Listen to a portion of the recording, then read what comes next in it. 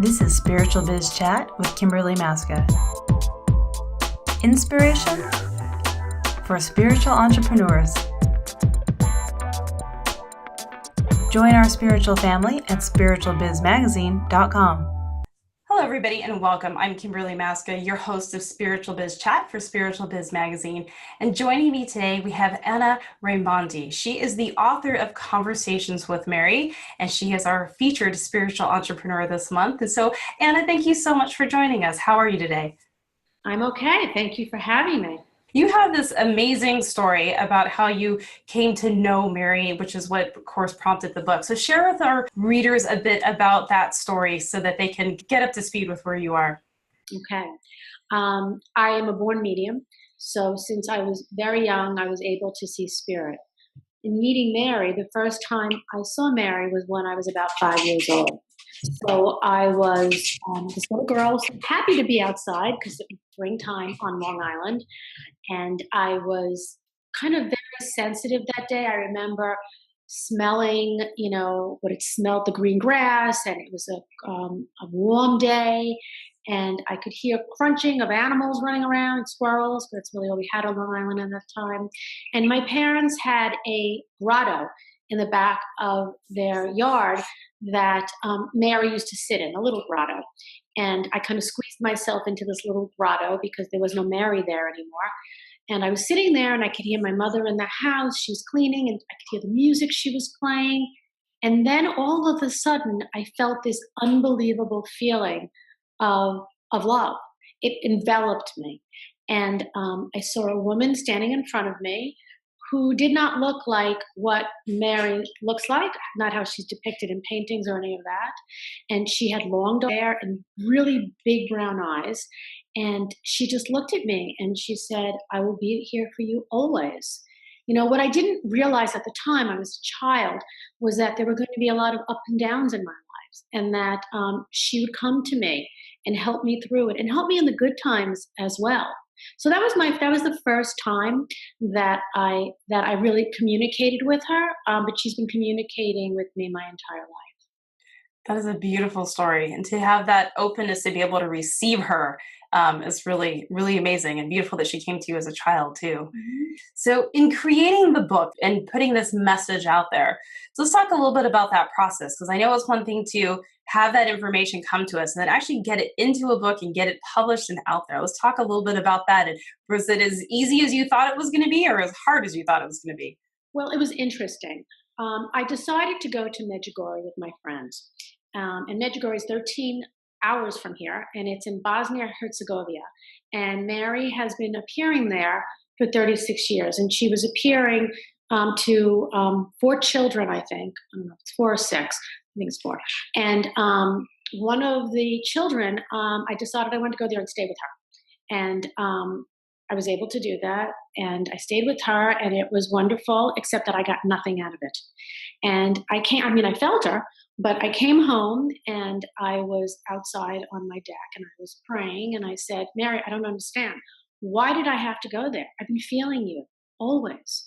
Why did I need to go there?" And she said very clearly, "You will be my platform." So I said, "Okay, you open the door and I will walk through it." Little did I know that 2 weeks later, somebody would be sitting across from me that I was doing a reading with from Simon & Schuster. And at the end of the reading that I was doing with her, she said to me, "You really need to write a book about Mary." Well, I had self-published before, but I never worked with a major publisher. But I have pure faith that Mary led me to that place. And I felt that at the time.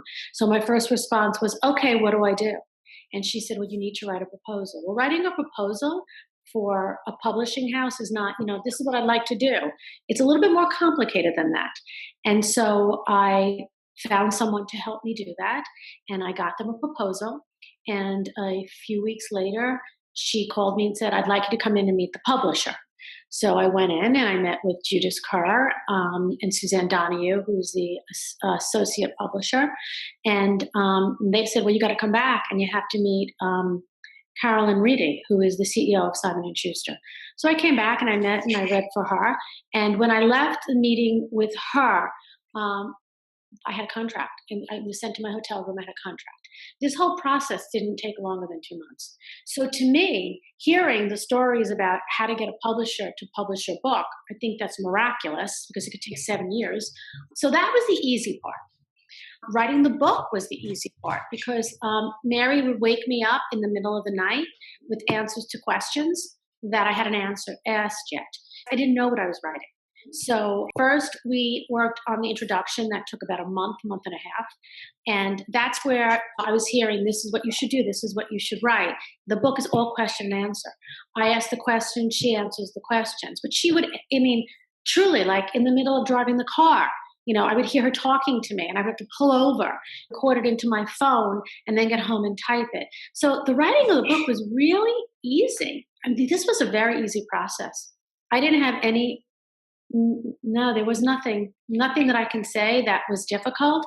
But again, there were ups and downs and days I wasn't happy about things, but it was easy. It was good because it needed it to come out. Yeah, that's beautiful. Truly divine intervention in making that occur. Absolutely. So what are the next steps now? I know it's one thing to write it and get it published, and then being able to get it out there and get the word out and be able to create some financial abundance with that is always the next big challenge. So how has that gone for you? Well, I've been doing light of speaking engagement. People have come out of the woodwork to say, I'd like to go on a tour with you, or I'd like to do a documentary of you, or how you're feeling about a Netflix show. That's all happening. So I think that it brought me into this place where I could feel like a sense of appreciation. And God wants us to be in abundance. There's nothing wrong with earning money. It's the way of this world. We have to be happy, unfortunately. As long as we don't worship it, it's all okay. So it's opened up doors across the board for me. That's fantastic. And I like how you say that, true, because we are supposed to be abundant. We're naturally abundant until we let our minds get in the way of it all. So how do you balance yourself, balance really your alignment with source and creating that financial abundance? Do you have a certain process that you use? Well, I still see clients. And so I see clients every day, whether it's in my office in Connecticut or in Manhattan. I do group readings, Yeah, I put it out there. I intend it. I manifest it. I know it's going to be there because I can see it. And if you can see it, it can be. If you can't see it, it's not happening. So I put it out there. In the past, I have fortified myself. I have a couple of different counseling degrees, and I'm a shaman and I'm an energy healer. I do all that kind of stuff. But these days it's mostly the readings because, after reading the book, people want to connect with me in that way. I'm doing okay. That's fantastic. As I know, there's always that struggle. Spiritual entrepreneurs, when they're trying to create the money and still be in service, and there's always this wobble. I know with my clients, that's always the big conversation. How do we get past that wobble? So with that potential wobble, so it sounds like you haven't had that. I think it's come very naturally for you. Is that fair to say? Well, I think that I've had my process and I've I've been through the ups and downs, and there was a time that I wondered, is it okay? We don't always think as much of ourselves, like, what are we worth? And in the beginning, that was a little difficult. It was, I'm coming out of a place of a gift I have, but then I'm taking away from my family. Time I could be with them and my personal life as well. I'm happy to do that, but I am doing it. I came to terms with it, I think, after the first couple of years of actually, going public. It was an easy segue into, we all need that sense of appreciation. It's also when I first started, I was doing Reiki and I was teaching people for nothing, gratis. And none of those people appreciated what I was teaching them. So when I started to charge, all of a sudden there was an appreciation and those people really wanted to do what they were doing. So it's not only for me, I think it's for the person that I'm working with. Absolutely. I always, as I teach my clients, I always say you're charging because you have faith in your client. You're not charging for you really, but you're really charging so that your client can see their value and really step up and own what they're doing. And that's so important. I tell people all the time, I can help them along their path, but they are fully responsible. And there's Yeah. a responsibility in saying, I'm willing to pay you for this because I'm going to absorb it. I'm going to take it. I'm going to leave you with something. So Yeah, absolutely. there's also a balance, not within myself, but between me and the people that come to me. Yeah. So as you build the business and as it grows, and now you're speaking and the book is out and you're seeing this expand, what are some of the challenges that you're facing? It sounds like it's gone so smoothly for you. Maybe they're not challenges, but what are the things that you're seeing as you're seeing the expansion of the business that you can share with other entrepreneurs who are looking at taking that next bigger step? I'm overwhelmed with work. I'm constantly working. So right now here in Connecticut, it's 6:15, something like that, and I've been working all day long. And after I speak to you, I'm going to speak to somebody else about a radio show that I'm going to be on. It's constant. I'm thrilled with it, but I have to learn to take care of me. And Yeah. that's really hard. It's heal or heal thyself. Doesn't work that way. But it's person, love yourself. Taking the long hot baths and the walks and getting a massage to ease my tension. I think it's a little hard time wise. There's not enough hours in my day. Yeah, I think that's probably the thing that scares people the most as they build the big business is like, how do I get my life back? Like, what happens with that? And I know that's one thing with my year-long clients that I teach them. It's like, how do you do the 500,000 plus and still have your life? Because if we don't have our cup full, we can't give what we don't have. That's for sure. Right. I was in business for 14 years. I have an MBA, which I always said, I don't know why I got this degree because business is not a place for someone as sensitive as I am, picking up everybody's stuff. On the other hand, it prepared me. Everything along the way has prepared me for where I am now. I think that in the next 6 months or so, I'm going to have to hire more people. And that scares me because it's giving up control. And I think that scares a lot of people who are entrepreneurs or people in their own business or people, especially spiritual businesses. Plus, most people who are working in this realm, I can't say to someone, oh, you're not going to come to see me, you're going to see her. That's not my business model. They got to see me. I have to be the one, but giving up control in the background to have other people help me. And that's a challenge sometimes. It's scary. I always laugh. I'm in the process of bringing on more people on my team, and one of the first interview questions has to be like the explanation of what I do and who my clients are. I said, well, my clients talk to dead people and they talk with aliens and they channel other beings. I'm like, are you okay with that? So it's a different hiring process for sure than most companies. And in my mind, I would think everybody would be interested, but some people are just too, Not quite awake enough to follow what we do. So, what's the main message that Mary is trying to get out there for all of us? What can you share so that someone who's listening can take that away and we can really help spread that word and really get that message out there so that we can have this shift in consciousness on this planet? Well, that's exactly it, a shift in consciousness. And in order to shift our consciousness, we have to raise our vibration in unity with not only here in the United States, but people in China and Afghanistan, and recognize that we are made from one creator. And so we are related to all those people. There should be no barriers between us. And the more that we look up to God, talk to God, communicate to God, you can call that prayer, you can call that conversation, it doesn't matter. And pray in any way you want, but just keep the communication going and to be compassionate, not only to other people, but to ourselves. Many people don't know how to love themselves. Well, if you don't love yourself, you're going to have a hard time loving up everybody around you.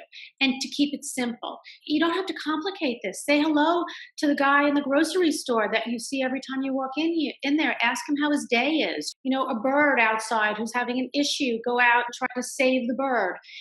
It's to all creatures of the land to say kind words to people, to pay attention to how you're saying things and why you're saying things. You don't have to lay down your life, you don't even have to lay across a puddle and have somebody walk over you, but it's about kindness. It goes back to the words of Jesus, the words of Buddha.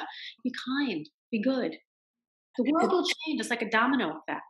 So simple, yet not always the easiest thing for people to do, but to get that message out there of kindness is amazing. Yeah, and Beautiful. people hold anger and unforgiveness. It stops the individual from moving forward with the rest of the world and themselves. So, you say, you can forgive, you don't have to forget, because that would be repetition. But forgive and be kind and love. It's all Yeah. about love. God is, whether you call it God or you call the creator or the beloved or Sam, it's the energy of pure love. And we are made in that energy. We carry that energy within us. It's about sharing the energy of love. Beautiful message, and I hope that gets out there more. So how can we help? Where can people get the book and find out more about you if they want to do a reading or see you speak? Where can they go? The book is available through all online booksellers and Amazon and Barnes and Noble. I will be doing a book signing in the Malibu area in February, which is on my website. I will also be doing some group readings down there, which are also on my website. My website is AnnaRaimondi.com, ANNARAIMONDI.com. I also do Facebook Lives. And I try to do them once a week or once every other week. And so if people, go onto Facebook and look up Anna Raimondi, they can be a part of my Facebook Lives. I send out inspirational messages from my website. They can sign up from that. So there's lots of ways to tune into what I'm doing and to be a part of it as well. Well, that message definitely needs to get out. And thank you so much for sharing. Is there any last words that you have that you'd like to share? I just hope that everybody recognizes that in order for us to find peace in this world and within ourselves, we really do need to turn to the highest power. Beautifully said. Well, thank you so much, Anna, for joining us. And everyone, the links for Conversations with Mary will be right below this video, so you can get your copy and find out all the information about Anna. So Anna, thank you so much for joining us. Thank you so much. You've been listening to Spiritual Biz Chat with Kimberly Maska. Inspiration for spiritual entrepreneurs. Hear our latest interviews and join our spiritual family at spiritualbizmagazine.com.